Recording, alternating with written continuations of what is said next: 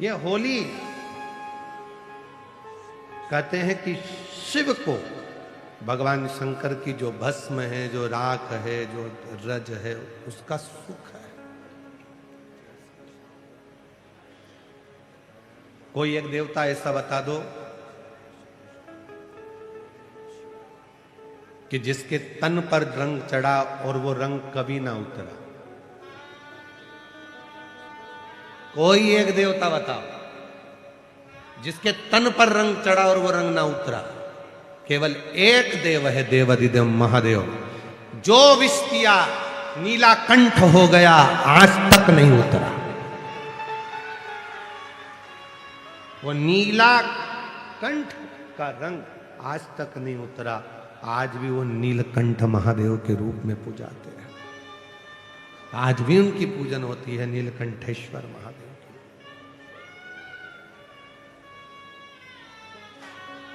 महाराज, आज दुनिया के लोगों के पास भोजन की कमी नहीं है, सब पेट भर कर भोजन करते हैं। बोलो बोलो, सब जम के बोलो, तुम्हारे घर में भोजन है कि नहीं है? जम के तो बोलो। सबके घर में भोजन है।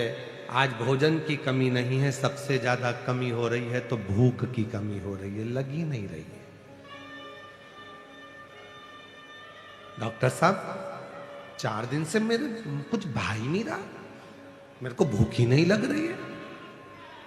सिरप ले लो, ये सिरप पीना, थोड़ा भूख लगेगी। वो 8-10 दिन लग गई, उसके बाद वापिस वैसे। भोजन है पर भूख चली गई, भूख समाप्त हो गई, टेंशन में हो गई वो। ये दुनिया के जितने भी रोग हैं ना, ये डिप्रेशन से होते, चिंता से होते, टेंशन से होते। ये शुगर की बीमारी है ना, ये तुम्हारी खुद की उपज है, तुम्हारी खुद की फैक्ट्री है शुगर की बीमारी। पहले के जमाने में लोग, हम पूछो, पहले के जो बुजुर्ग लोग होते थे, जब नाथ द्वारा दर्शन के लिए जाते थे, तिरुपति दर्शन के लिए जाते थे, पंडरीनाथ का दर्शन करने के लिए जाते थे, तो मैं इतना मीठा खाते थे, इतना मीठा खाते थे, तो उनको शुगर होती थी क्या? घी, गुड़, इतना बड़ा बड़ा बट्टा गुड़ का पीस पीस के रोटी में मिला मिला के खा जाते थे। और आज के जमाने में जरा सा खा लो, शुगर हो जाए। पहले के लोग इतना खाते थे, जितना खाते थे उतना मीठा बोलते थे मीठा, तो उनका शुगर का लेवल बराबर हो जाता था। अंदर शुगर जाती थी और मीठा बोलते थे तो शुगर बाहर आती थी। आज के जमाने में आदमी शुगर खा तो रहा है, मीठा खा रहा है, पर मीठा बोल नहीं रहा, तो वो जीवान से शुगर बाहर नहीं आ रही, तो वो नस में घुस गई, वो ब्लड में चली गई, और ब्लड में गई तो वो शुगर की बीमारी हो गई। खाओ मीठा, पर मीठा बोलो तो सही। भाभी जी कैसे हो, काका जी कैसे हो, मामा जी कैसे हो? मिठास इतनी जीवान से निकालो कि वो शुगर तुम्हारे ब्लड में ना आ जाए, तो शुगर लेवल में रहेगी। शुगर लेवल खा तो रहे हो पर निकल नहीं रहे।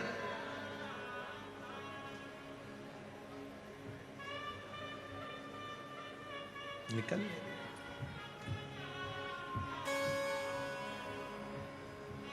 पति पत्नी से कहता है, थोड़ा मीठा बोल लिया कर। पत्नी पति से कहती है, दिन भर दुकान से आते हो, ऑफिस से आते हो, काम से आते हो, इतना चिड़चिड़ घर में करते हो, थोड़ा मीठा बोल लिया करो। गई। सास बहू से कहती है, बेटा तू इतने अच्छे परिवार की, सब कुछ अच्छा, खूब काम करती है तो खूब।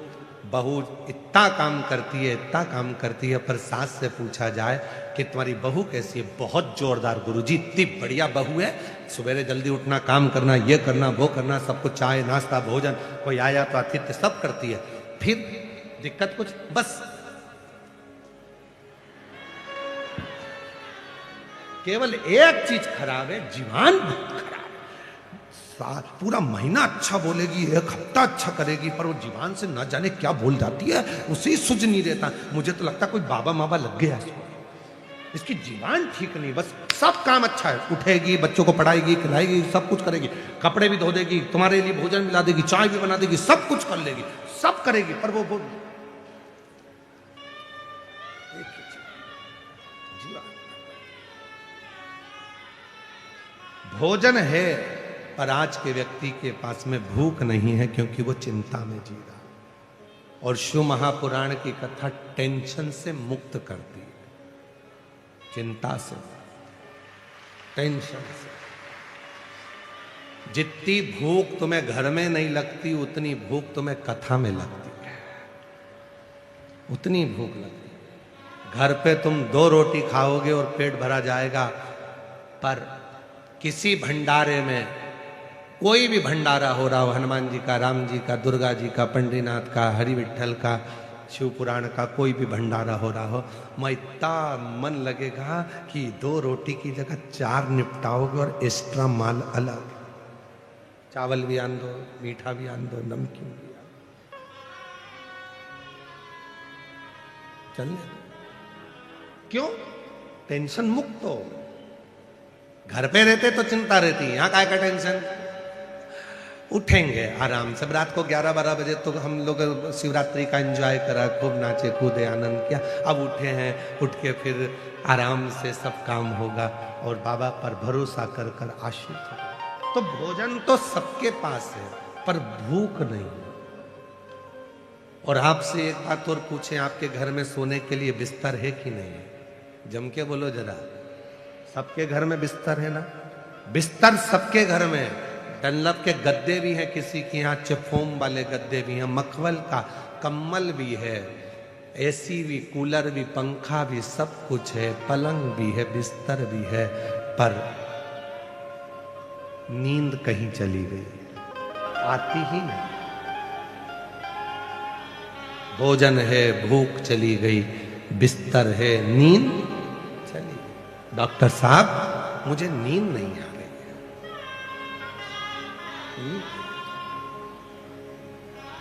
मेरी नींद कहीं चली।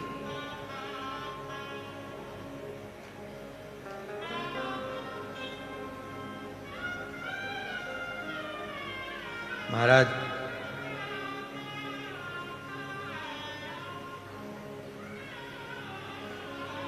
पहले मनुष्य की उम्र,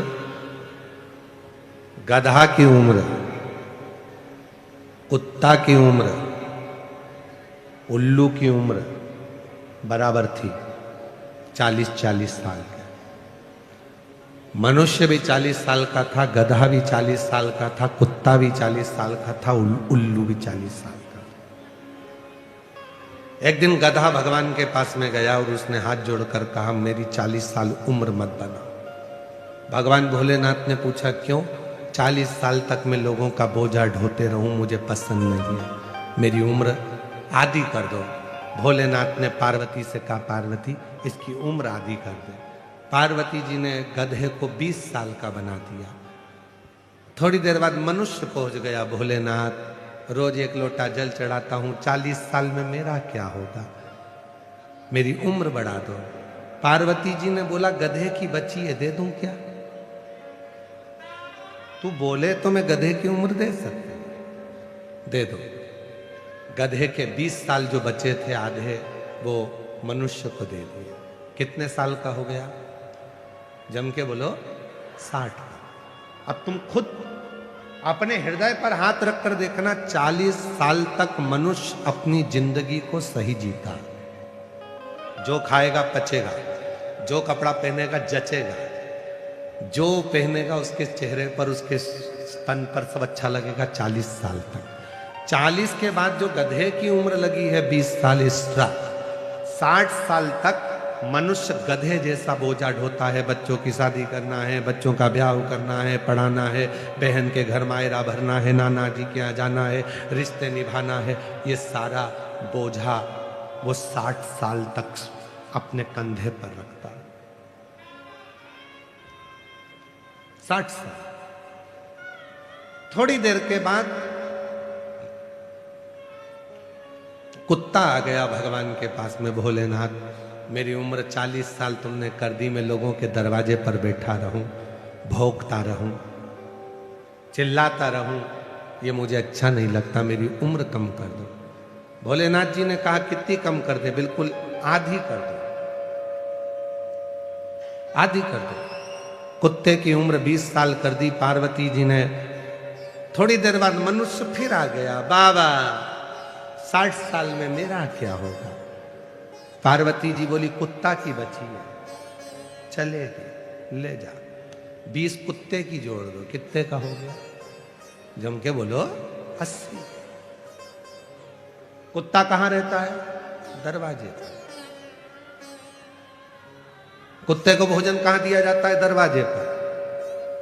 रखा कहां जाता है? बाहर।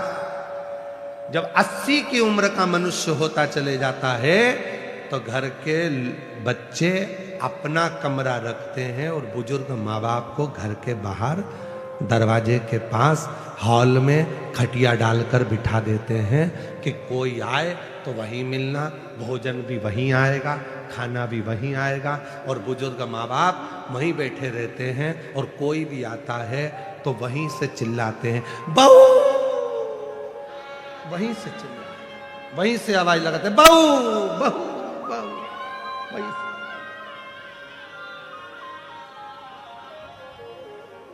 अस्सी साल की उम्र में मनुष्य दरवाजे पर पहुंच जाता। बची उल्लू की उम्र तो उल्लू आया, बाबा मेरी उम्र आधी कर दो। भगवान ने कहा आधी उम्र? हाँ आधी, हाँ। भगवान ने 20 साल की उल्लू की उम्र कर दी। क्यों आधी? कि मैं रात रात भर जगता रहता हूं, पल मैं पेड़ पर टंगा रहता हूं, मेरी उम्र आधी कर दो। ठीक है, तू आज से 20 साल। मनुष्य आ गया, 80 में मेरा क्या होगा? बाबा भोलेनाथ जी ने कहा मन और मसान कभी नहीं भरा। बिसिल आ रही है, उसको कम करिए। मन और मसान कभी नहीं भरा था। 80 में मेरा क्या होगा? पार्वती जी ने कहा उल्लू की बची है, चलेगी? चलेगी। कितने का हो गया? 100 का। जब 100 की उम्र के लगभग में 80 पार करता है और 100 के करीब में आता है, 80 और 100 के बीच में जब आता है, 80 और 100 के बीच में जब पहुंचता है तो उल्लू की उम्र चालू हो जाती है। डॉक्टर के पास जाकर कहेगा डॉक्टर साहब नींद नहीं आ रही है। डॉक्टर कितनी भी टेबलेट दे दे, उसको नहीं मालूम डॉक्टर को कि उल्लू की लग गई। कितनी भी गोली खा ले, नींद नहीं आ सकती। 2-3 घंटा सोएगा, रात को 1:30-2 बजे उठ के बैठ जाएगा, फिर नींद चली जाएगी, फिर थोड़ी सी आएगी, फिर जाएगी, फिर आएगी। बिस्तर है पर नींद नहीं, भोजन है पर भूख नहीं। भूख। और महाराज आज लोगों के पास धन तो है पर धर्म नहीं है। और मैं श्रीमान रसिक लाल जी, माणिक चंद जी धारीवाल जी के इस पूरे परिवार को, श्री प्रकाश जी धारीवाल जी को, श्रीमती दीना भाभी जी को, उनके बेटे चिरंजीवी आदित्य जी को, उनकी बेटी साक्षी को, उनकी बहनों को, दामादों को, सबको साधुवाद देता हूं कि आपके यहां धन भी है और धर्म भी है। आपके यहां धन भी है और धर्म भी है।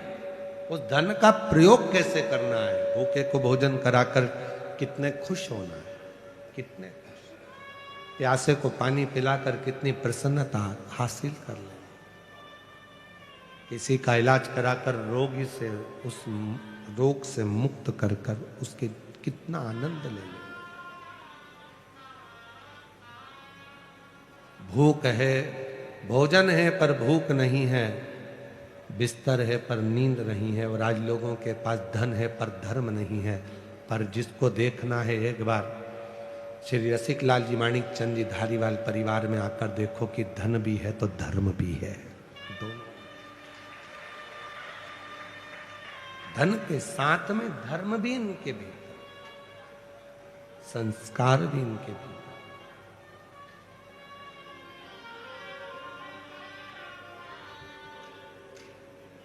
तो जब धन के साथ में धर्म रहता है तो जीवन का सारा सुख, सारा आनंद, जीवन का सारा सुख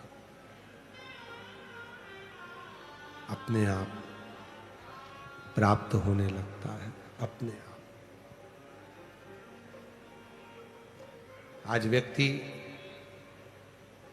कमा रहा है पर अपने ऊपर खर्च नहीं कर पा रहा। और शिव जी ने बहुत सुंदर कथा में वर्णन किया है। शंकर जी की कथा कहती है, कमाओ पर अपने ऊपर खर्च भी करो। शिव जी की कथा प्रेरणा दे रही है कि शंकर जी के मस्तक पर गंगा है, गंगा दूसरे के पास बाद में पहुंच रही है, पहले शिव जी के ऊपर वो गंगा स्नान करा रही है। पहले अपने ऊपर खर्च करो स्वयं पर। पिताजी कीपैड मोबाइल चला रहे हैं और बेटा एप्पल का चला रहा है।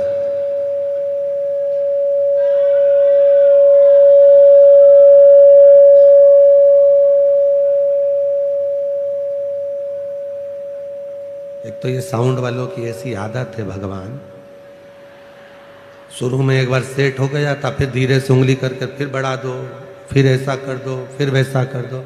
एक बार जब सेट हो गया था, कथा अच्छी चल रही थी, तो उसमें हरकत करने की जरूरत क्या है तुमको?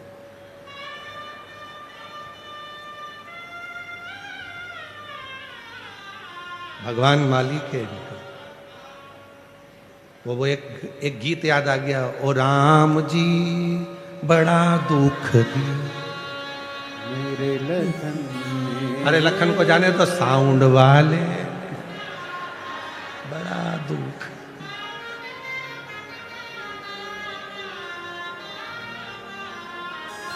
और क्या बोले? बहुत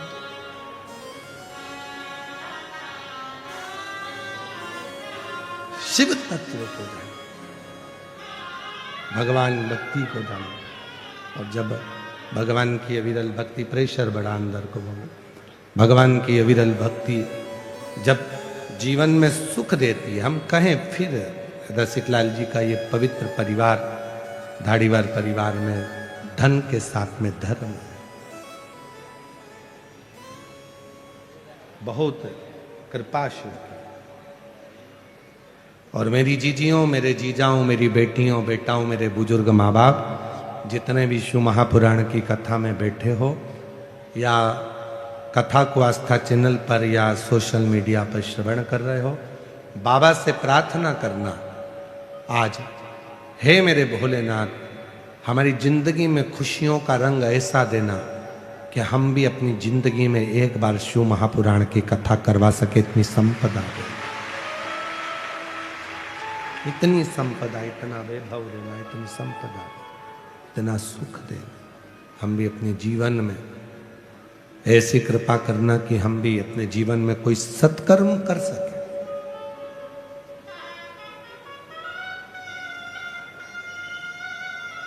सुख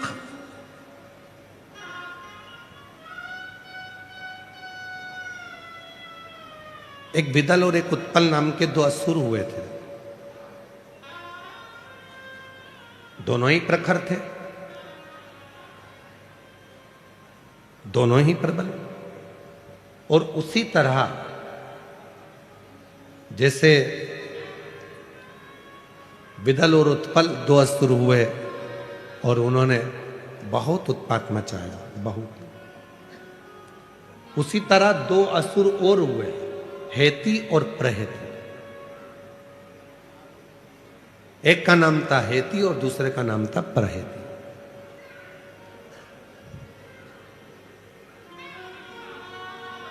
यदि स्कंद पुराण को आप पढ़ते हैं गीता प्रेस गोरखपुर की, तो उसमें गीता प्रेस गोरखपुर की स्कंद पुराण में वर्णन आता है भगवान शंकर के आवाज खोलिएगा। स्कंद पुराण में वर्णन आता है कि भगवान शिव के पुत्रों में हेती और प्रहेती की भी कथा आती है। ये दोनों असुर हैं, हेती और प्रहेती दोनों असुर हैं, दोनों। जैसे आज होलिका का दहन होता है, होलिका जला रहे हैं, होलिका का दहन कर रहे हैं, कौन है? हिरण्यकशिपु, हिरण्याक्ष की बहन।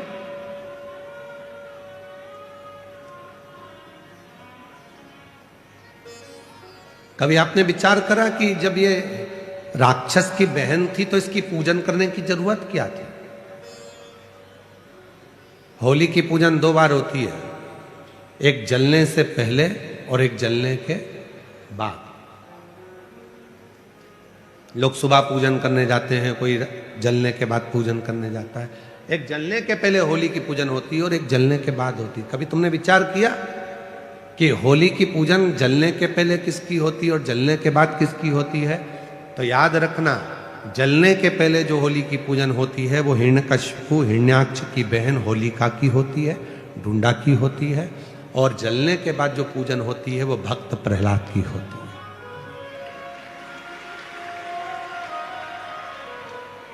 तो हम सनातनी, हम हिंदू, हम सनातन धर्म को धारण करने वाले, हम इस राक्षस की बहन की पूजन क्यों करें? हिरण्यकशिपु की बहन की पूजन क्यों करें? तो शिव महापुराण में चरित्र आता है हिरण्यकशिपु की बहन का। श्रीमद् भागवत में भी चरित्र है, विष्णु पुराण में भी चरित्र है, नरसिंह पुराण में चरित्र है, स्कंद पुराण में चरित्र है। हिरण्यकशिपु की बहन का नाम था ढूंढा। क्या नाम था? जम के बोलो, ढूंढा। इसलिए होली में लकड़ी नहीं जलाते, मोटे मोटे ढूंढ जलाते। मोटे मोटे जो लक्कड़ होते हैं उसको ढूंढ कहा गया, तो वो जलाते होली में। लकड़ी नहीं, ढूंढ, मोटे मोटे लक्कड़।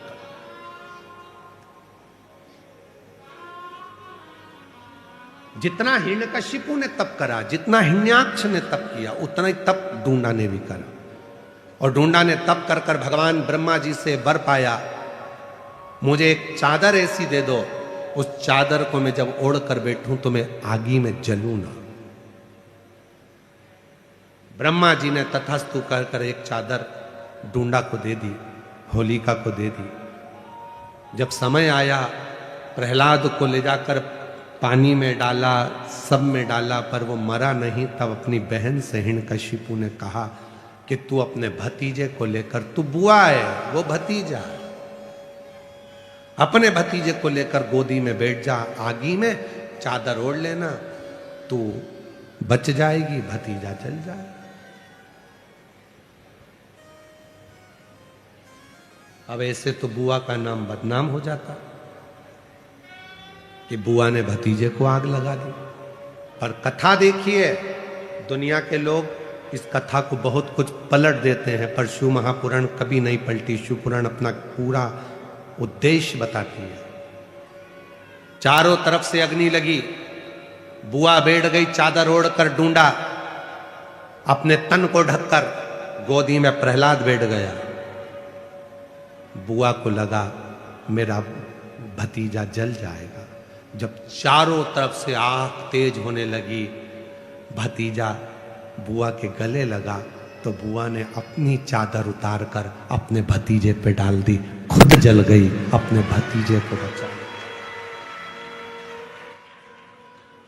बुआ खुद जल गई, अपने भतीजे को बचा लिया। उस दिन से कहते हैं कि बुआ, शादी में पहले बुआ को बुलाओ, फंक्शन हो तो बुआ को बुलाओ, अच्छा काम हो तो बुआ को बुलाओ, शादी में, ब्याह में, मंगल कार्य में सबसे पहले बुआ को बुलाओ। क्यों? क्योंकि बुआ जिस घर में आती है उस घर में दुआ देती है, बद्दुआ नहीं देती है। बुआ जब मंगल कार्य में, शादी में, विवाह में, फंक्शन में आती है तो उस घर के सारी बुराइयों को बुआ अपनी झोली में भरकर बाहर फेंक देती है और अपने भाई के घर में, अपने मायके में दुआ देती है, सब फलो फूलो, उन्नति करो। वो बुआ। अब बताओ, ऐसी बुआ की पूजन करोगे कि नहीं करोगे? जम के तो बोलो। इसीलिए हमारे यहाँ होली जलने से पहले, इसीलिए उसका नाम था ढूंढा।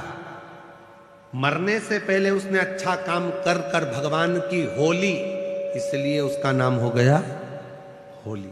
अच्छा काम कर कर भगवान की होली, तो फिर उसका नाम होली हो गया।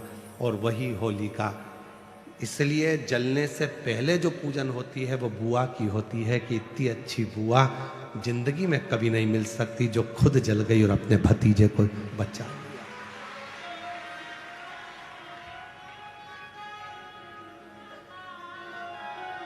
और होली जलने के बाद जो पूजन होती है वो प्रहलाद की होती है कि ये बच गया उसकी कृपा से।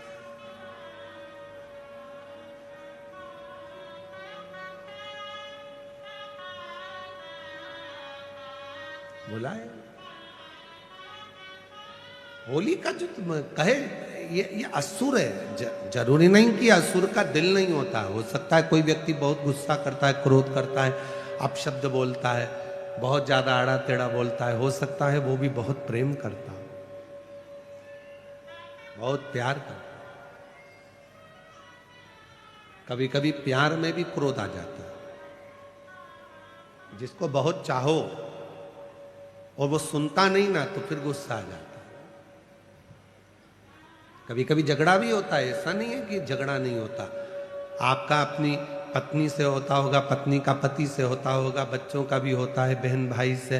पर कभी कभी शंकर का जो भक्त होता है ना वो भी महादेव से झगड़ा कर लेता है। कभी कभी वो भी झगड़ा करता है।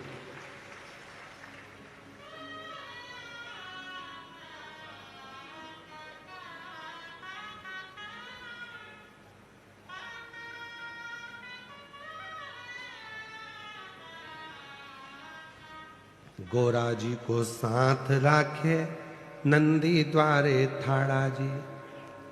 गोरा जी को साथ राखे नंदी द्वारे थाड़ा जी।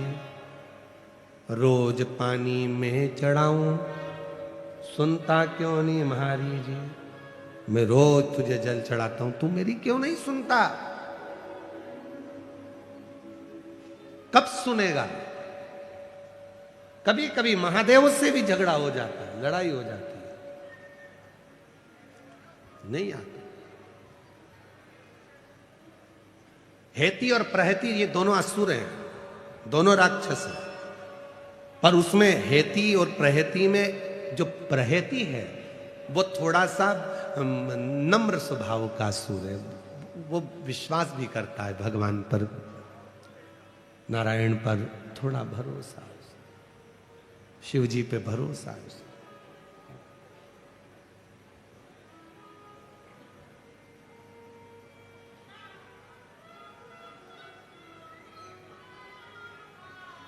कोई कोई अपनी भक्ति को दिखा देता है, कोई कोई नहीं दिखाता है। एक पति पत्नी थे, बहुत अच्छे सेठ थे, बहुत पैसा था, खूब भोजन कराते थे। धर्म पत्नी अपने पति से कहती थी देखो मैंने इतने सारे लोगों को भोजन करने बुलाया है, तुम दक्षिणा दो। पति कह देता मैं नहीं दूंगा, तू दे। मैं मंदिर जाती हूं तुम मंदिर चलो। पति बोला मैं नहीं जाऊंगा, तू जा।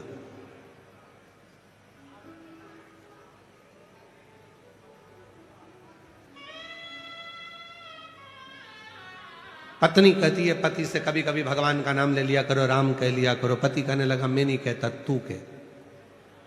पति नहीं सुना।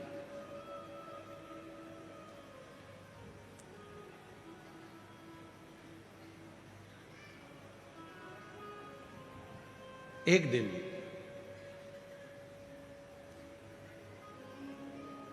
पति चक्कर खाकर नीचे गिरा और बहुत सारे लोगों ने देखा, उठा, जल का छींटा दिया। पति उठा तो लोगों ने कहा महाराज सेठ जी आज गजब काम हुआ, तुम्हारे मुख से कभी राम का नाम नहीं सुना था पर आज राम तुम्हारे मुख से निकल गया।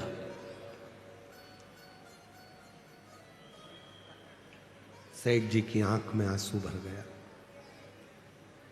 नेत्र बंद कर रहा है और सेठ जी ने कहा सत्य बोलो क्या मेरे मुख से राम निकल गया? हां, सबसे पूछ लो आज आपके मुख से राम निकल गया। सेठ जी ने हाथ जोड़कर कहा जिस राम को मैंने अपनी तिजोरी में छुपा कर रखा था आज वो निकल कैसे गया? और सेठ जी ने प्राणों को त्याग दिया।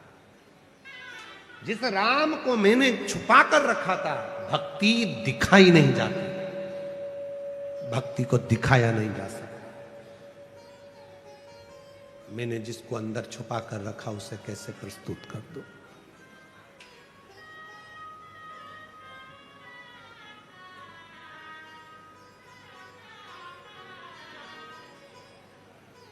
जिसको मैंने अपने भीतर छुपा कर रखा उसे प्रस्तुत हो। तो तुम कह रहे हो कि राम निकल गया, तो फिर राम निकल गया तो शरीर का मतलब ही क्या? राम भीतर हो। शिव महापुराण की कथा कहती है मानव के जीवन में जब तक मनुष्य की श्वास चल रही है तो समझ लेना उसकी श्वास में शिव है। शिव है तो शरीर है, शिव गया तो शव बन गया, फिर वो शव बन जाता है, वो शरीर नहीं रहता।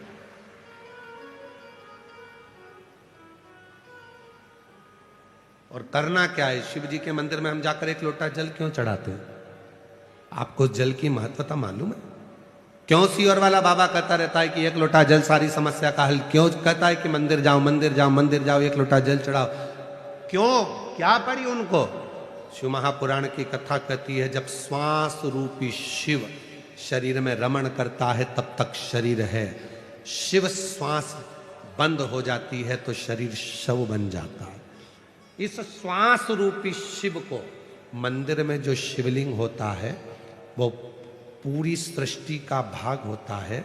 उस पे जब हम जल चढ़ाते हैं, हमारी जो शिव रूपी श्वास निकलती है जल चढ़ाते समय, वो तरंगे शिवलिंग पर जब पड़ती है तो ये शिवलिंग और ये श्वास का जब मिलन होता है तो हमारी श्वासों में हम जो कामना करते हैं वो कामना भोलेनाथ को पूरा करना ही पड़ता है। अगर वो पूरा ना करता,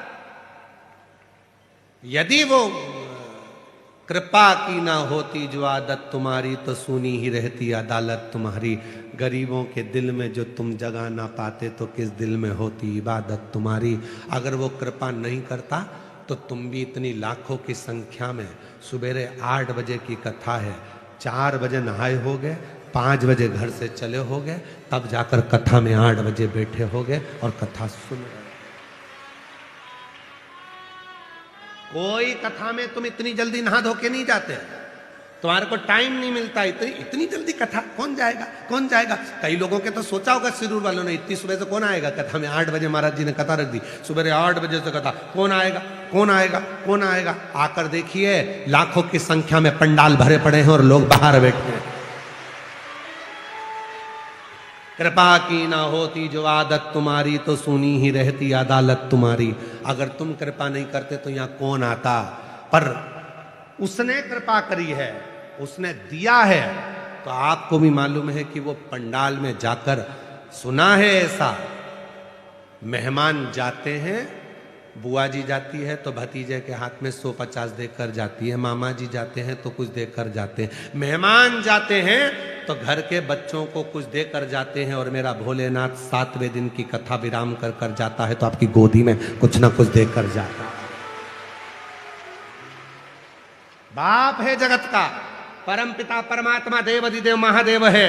आज जाएगा ये कुबेरेश्वर बाबा के धाम से आई हुई कुबेर भंडारी की ये पोथी, जो कुबेरेश्वर बाबा यहाँ लुटाने के लिए आए थे, इस पोथी के स्वरूप में आज चली जाएगी। उसके जाने से पहले वो अपना जो लुटा सकता है इतना देकर जाता है। लोग झोली पसार पसार कर मांगते हैं और मेरा कुबेरेश्वर बाबा, मेरा देवाधिदेव महादेव जाते जाते उनकी झोली में दे देता है। तो वो 3 महीने में फिर कथा के पंडाल में आकर बैठ जाते हैं।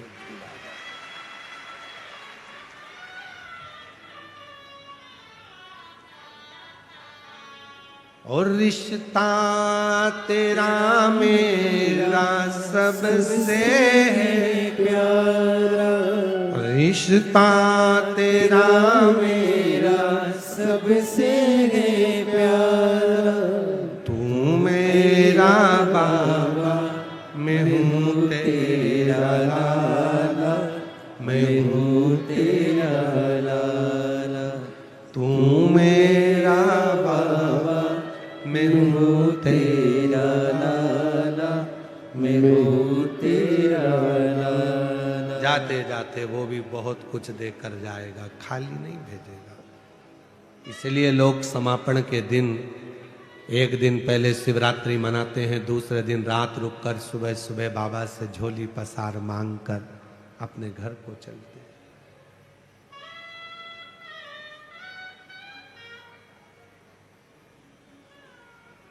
और जो दिल से मांगोगे वो वो दिल से दे देगा, जो दिल से मांगोगे वो दिल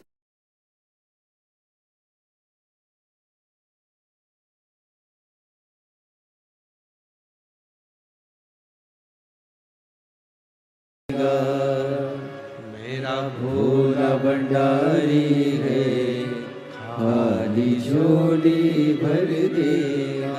जो तुमने मांगा, जो तुमने कहा वो देगा। बस थोड़ा सा उसके प्रति विश्वास, भरोसा, दृढ़ता ये आपके भीतर हो, देगा।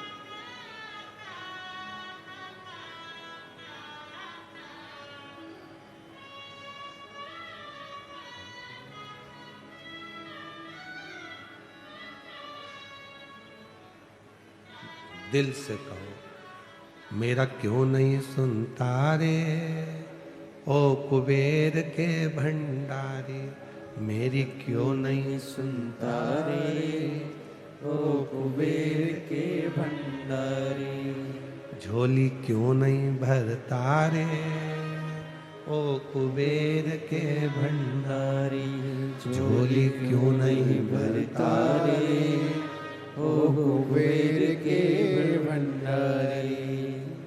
उससे प्रार्थना, उससे निवेदन, उससे विनय नित्य कर देगा। ये पत्र देखो कितना सुंदर भाव इनमें व्यक्त किया है।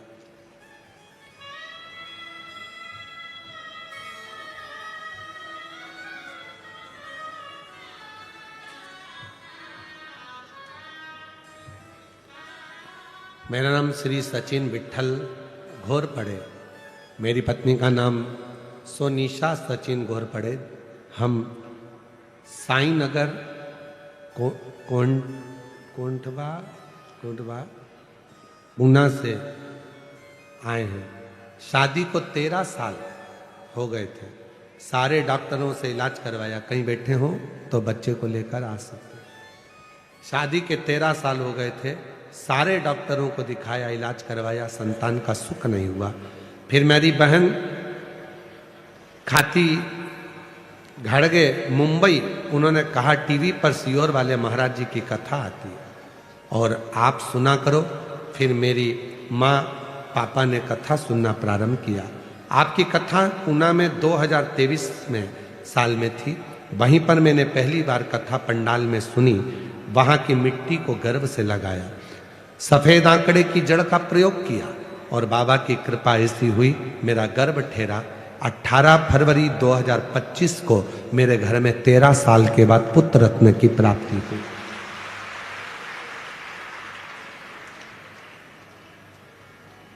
मेरा नाम निशा गणेश सेजवल, मैं शिरूर के रहवासी हूँ। मेरा मोबाइल नंबर ये है। गुरुदेव, बाबा का मैं क्या गुणगान करूं। पूना में 18 सितंबर 2023 को कथा सुनी थी। मेरे घर में संतान नहीं थी। सुना था कि पंडाल में बैठकर वहां की मिट्टी को गर्भ से लगाया जाता है, बाबा देता है। सफेद आंकड़े की जड़ का प्रयोग करा, पशुपति व्रत करा और बाबा की कृपा से कई सालों के बाद मेरे गर्भ से संतान की प्राप्ति हुई। मैं बाबा को यहाँ प्रणाम करने के लिए आई हूँ। मेरा नाम उषा गिरीश सागरे, चाकड़ से आई हूँ। मेरी शादी को 5 साल हो गए थे। मुझे कोई संतान का सुख नहीं था।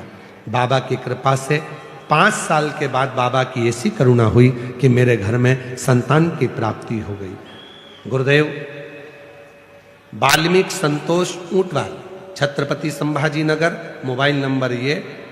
2015 से ग्रेजुएशन पूरा करने के बाद सरकारी नौकरी की तैयारी कर रहा था।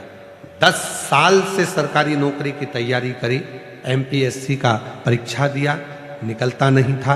पर बाबा की कृपा से आपने एक बेलपत्र शहद लगाकर, शिव को चढ़ाकर, कड़ी मेहनत कर मेहनत को 4 गुना बढ़ाकर परिश्रम रात दिन एक करो कहा था, मैंने किया और बाबा की कृपा से आज मैं सरकारी कॉलेज में प्रोफेसर बन गया। मैं बाबा को यहाँ प्रणाम करने के लिए आया हूँ। शिव तत्व किसको कहते हैं?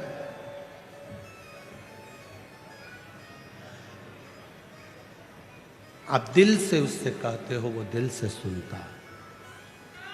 आप उसको भाव से कहेंगे, वो भाव से सुनता।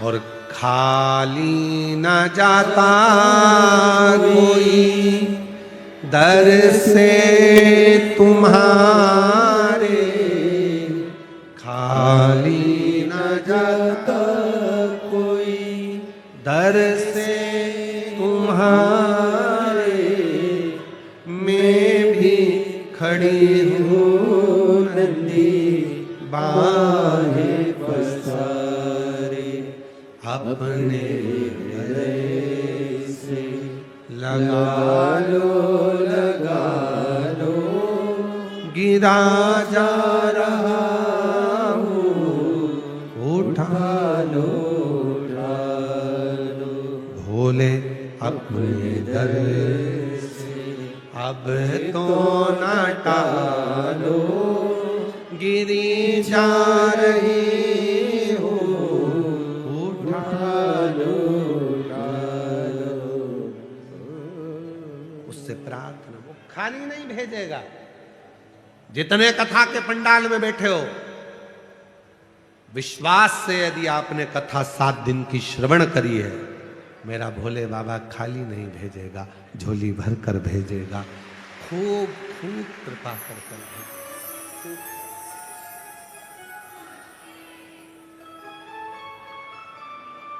खूब करुणा कर। हेती और प्रहेती दो हैं।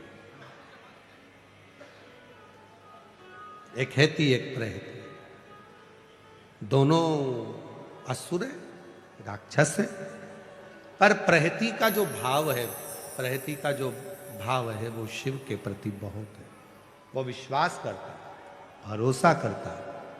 और हमने पहले भी कथा में कहा और आज फिर कहते हैं, तुम्हारा विश्वास हो तो शिव महापुराण की कथा में जाकर बैठना, वरना टाइम पास करने के लिए मत। अपने घर, अपने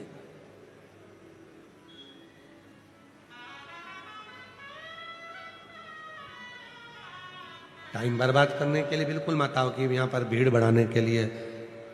जैसे जैसे भीड़ बढ़ती है तो व्यवस्थाएं भी और करना पड़ती है। तो भीड़ बढ़ाने के लिए आप कथा में मत आओ। और कोई कथा में आप भले भीड़ बढ़ाने के लिए जाओ, मना नहीं है। वहां बहुत आपको बुलाया जाएगा, अनाउंस किया जाएगा, बिठाने के लिए व्यवस्था करी जाएगी, सब कुछ करा जाएगा। पर यहाँ शिव महापुराण की कथा में तुम्हें मालूम पड़ जाए कि कुबेरेश्वर बाबा की धरा से कुबेर भंडारी आया है। शिव महापुराण की कथा करने के लिए सियोर वाला बाबा आया है। तो यहाँ भीड़ बढ़ाने के लिए मत जाना, यहाँ भाव बढ़ाने के लिए आना और बाबा से विश्वास के साथ प्रार्थना करने के लिए। विश्वास हो तो शिव महापुराण की कथा में आओ। और अभी भी विश्वास के साथ कहकर जाना, 10 मार्च को भुसावल महाराष्ट्र में कथा है, बाबा से कहकर जाना। भले 3 महीना में तू पूरा करता है, पर मेरी मनोकामना तो तू इतने दिन में पूरी कर दे। मैं भुसावल में पत्र भेजूंगी, पत्र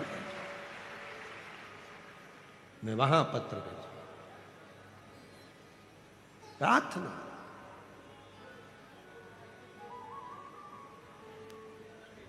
ओ डमरू वाले रे, दूर करो दुख मेरा। ओ काशी वाले रे, दूर करो दुख मेरा, दूर करो दुख मेरा, दूर करो दुख मेरा। ओ सीहोर वाले रे, दूर करो दुख मेरा। ओ काशी वाले रे, दूर करो दुख मेरा।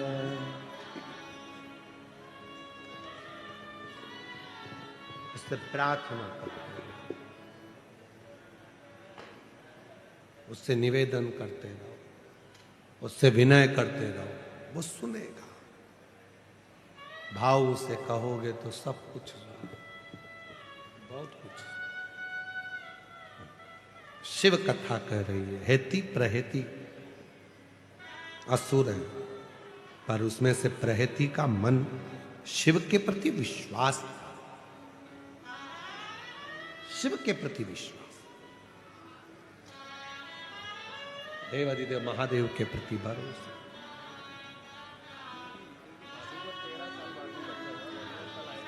दूर करो दुख मेरा।